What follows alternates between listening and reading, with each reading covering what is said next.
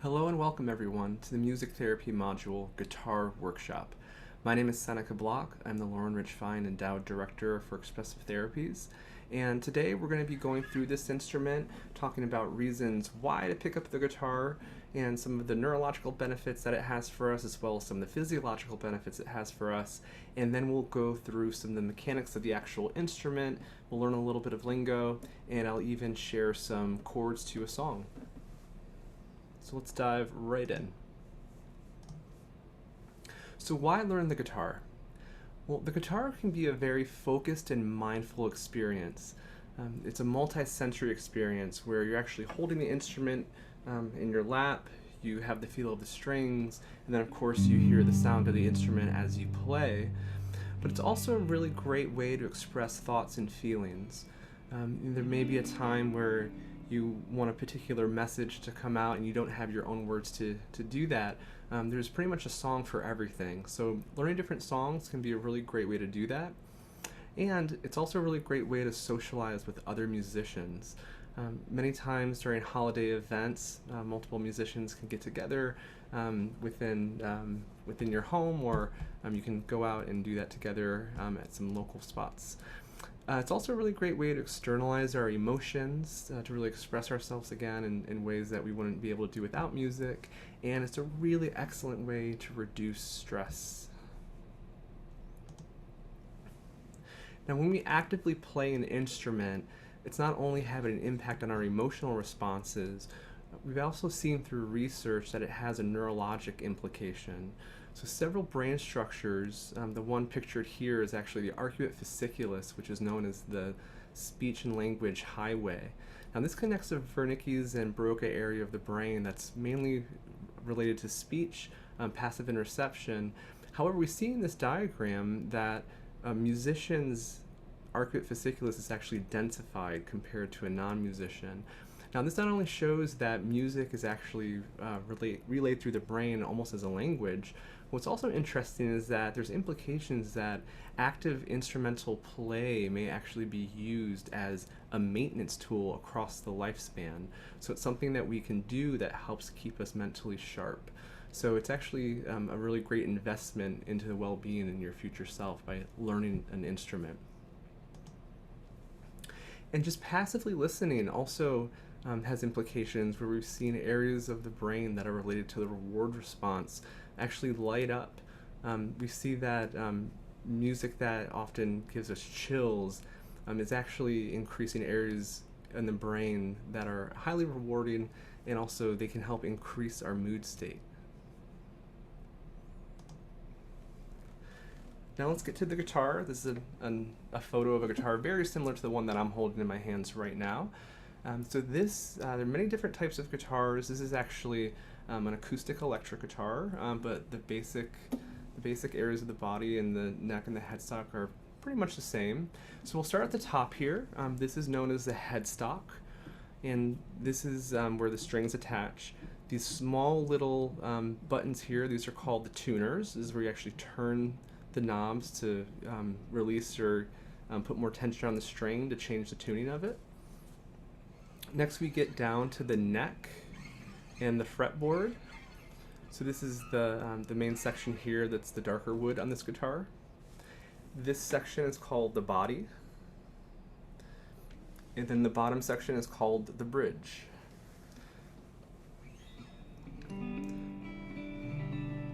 And there are many different types of guitars, but one thing that I'll say whenever you are purchasing one or you're wanting to learn, it's really great to have your guitar set up by a professional, and there are many different music stores that do that. It just makes learning the instrument much more simple.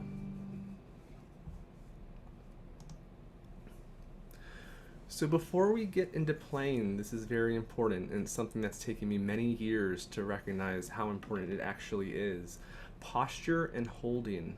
So when you consider the way that you sit and the way that you hold your guitar, it's important to know that your body should be in a relaxed, neutral position. So oftentimes I want to make sure that I'm not crouched over the guitar like many musicians tend to do. We want to observe a straight posture with a straight linear back, We also want to look at our arm and make sure that we're observing about a 90-degree angle in our elbow. So that will help dictate your strap height, which is how high you have your strap with the guitar. So again, we don't want any awkward, painful angles to avoid injury in the future. And then also your posture will help open your airway. So if you would like to learn the guitar and then learn some songs to sing as well, it'll help make that easier and you'll already be set up for that process. And on to the fun part. So these are what I lovingly call cowboy chords. These are simple open chords on the guitar, and I'm going to share a few with you. So these are pretty typical diagrams. So if you were to Google guitar chords to a favorite song, this is likely what will come up. When you're looking at these diagrams, what it is showing you is the neck, and where it says G, that would be at the top of the headstock. So those numbers and the dots refer to your fingers. So on your left hand, if you're playing a right-hand guitar, it will actually be your pointer finger is your first finger. That goes on that 5th string. Your second finger will go on that 1st string. And then your 3rd and 4th finger will go up your 5th and 6th. So as you're holding a chord too, it's very important to observe a C shape in the hand. This helps with your leverage of holding the chord. Also, I like to think of my fingers when they're on the actual fretboard. I say ballerina fingers. So if you think of ballerina toes, ballerina fingers are kind of coming up and just only pressing one string at a time instead of mushing other ones down that will end up muting them so you don't get a sound out of it. So we observe a C shape, think ballerina fingers, we hold the chord. It's also very important here that we use enough tension but not too much tension. So as you press your chords, I say you can press them down with some good force, give it some strums, and then slowly release force until you hear the strings buzz. So you'll learn that you only need a little bit of tension to make the chord actually sound. Quite oftentimes we get injuries in this hand, our chording hand, because we're holding our chords too tight, and it's actually unnecessary. So it's a good way to learn that economy of motion. So that's our G chord.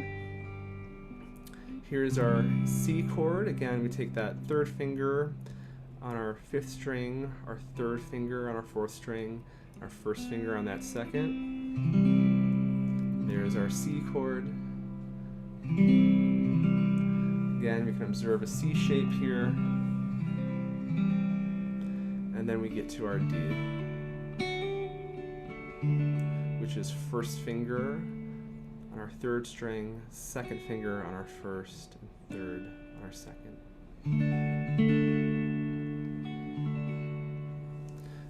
And again, you can just Google GCD guitar chords, and this is one of the many images that come up. So if you're wanting to learn this, you can work through that. And these 3 chords can actually lead you to play several songs. And the first one I'll show you all today that's very, very simple. It's a Tom Petty tune. We'll do the first verse of it. So it's G, C, C, G, D, G, C, C, G, D. And this is the entire song, verses and chorus.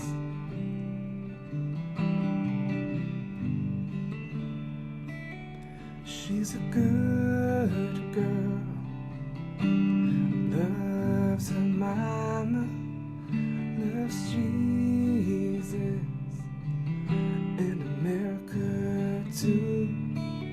She's a good girl, crazy about Elvis, loves horses, and a boyfriend too. G, C, C, G, D.